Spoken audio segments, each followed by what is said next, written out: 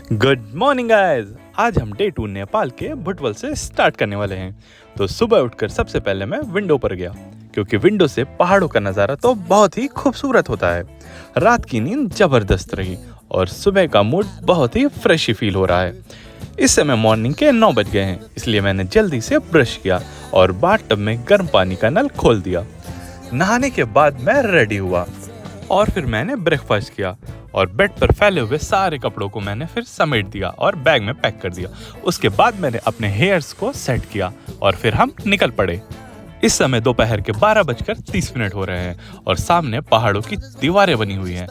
Left side में हमने देखा तो माउंटेन्स ही माउंटेन्स दिख रहे थे।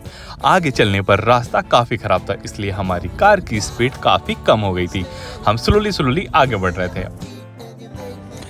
तो गाइज इस समय हम लोग जा रहे हैं पोखरा के लिए और भुटवल से निकल चुके हैं। आई गेस हम लोग यहाँ से 40 किलोमीटर्स का सफ़र हम लोगों ने तय कर लिया है। होटल एंड कॉटेज है, ये यहाँ पर रुके हैं और यहाँ से बहुत ही अच्छा व्यू आता है। भुटवल में हम लोगों ने ज़्यादा कुछ नहीं खाया था, बस लाइट सा ब्रेकफास्ट किया था, इसलिए हम लोगों को भूख काफ़ी लग गई थी। और इस समय दोपहर के 2:40 हो रहे थे, तो हम लोगों ने यहाँ पर 20 मिनट का ब्रेक लिया और माउंटेन्स को देखते हुए हम लोगों ने यहाँ पे कुछ टाइम स्पेंड किया। हमने यहाँ पर मैगी ऑर्डर करी और साथ में कोल्ड ड्रिंक पिया।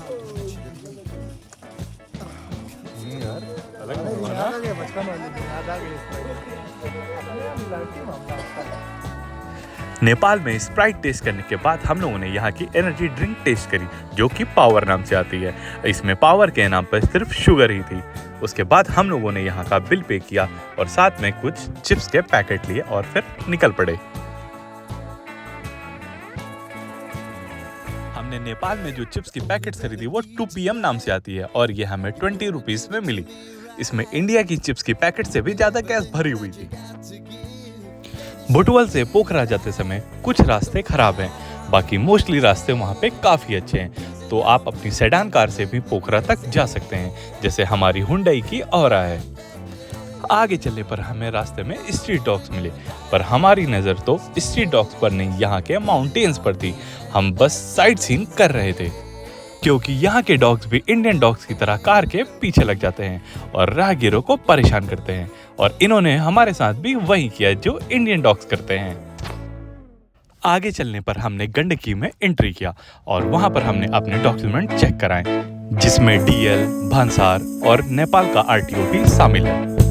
नेपाल में अगर आपके पास प्रॉपर डॉक्यूमेंट्स है तो आपको वहाँ पे सिक्योरिटी चेकिंग में कोई भी प्रॉब्लम नहीं होगी।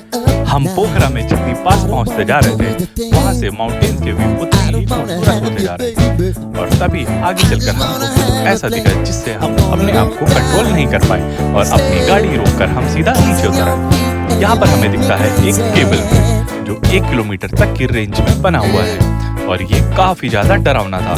तो चलिए मैं आपको ले चलता हूँ इस डरावने से केबल ब्रिज पर। ये केबल ब्रिज 2 मोटे तारों से बना हुआ था, जिसमें साइड में जालीदार रेलिंग लगी हुई है और नीचे फुट स्टेप जो बने हुए हैं वो लकड़ी से बने हुए हैं। ये देखने में जितना ज्यादा खूबसूरत है उतना ही ज्यादा डरावना था, क्योंकि ये केबल ब्रिज बहुत ही ज्यादा हिल रहा था। ये केबल ब्रिज 2 पहाड़ों के बीच में बना हुआ था जो एक दूसरे को कनेक्ट करता है। यहाँ के लोग उस पहाड़ पर जाकर जंगलों में पेड़ पौधे काटते हैं और उसको फिर इसी पुल के सहारे यहाँ पर लेकर आते हैं। इस पुल की लंबाई तो काफी ज्यादा है, पर यहाँ का व्यू तो पूछो ही मत, बहुत ही ज्यादा खूबसूरत है। अगर आप भी कभी पोखरा जा रहे हैं तो रास्ते में बनी इस पुल में जरूर आए।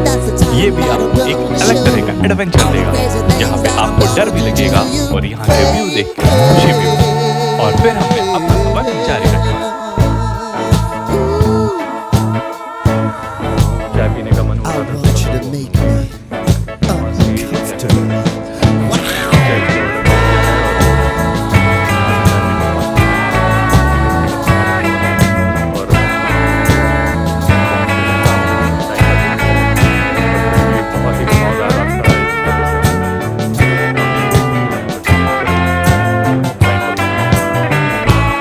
नेपाल का व्यू भी इतना खूबसूरत है कि आप किसी भी रेस्टोरेंट में कुछ भी खाने जाएंगे तो वहाँ से आपको माउंटेन्स का नज़ारा बहुत ही अच्छा मिलेगा।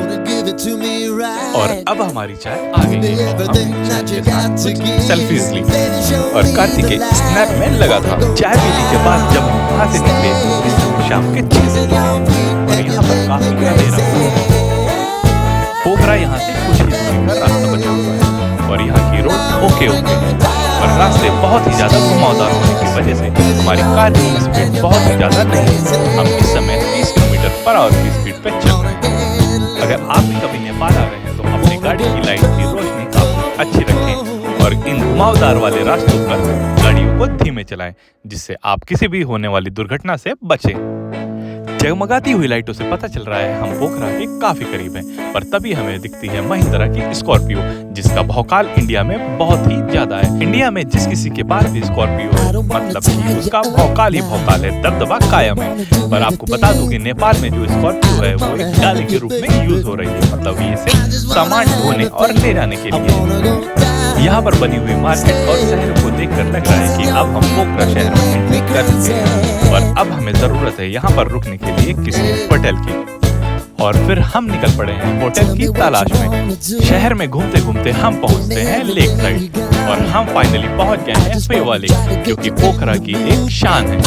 ये वही फेवा लेक है जो नेपाल के पोखरा की खूबसूरती में 4 चांद लगा देती है।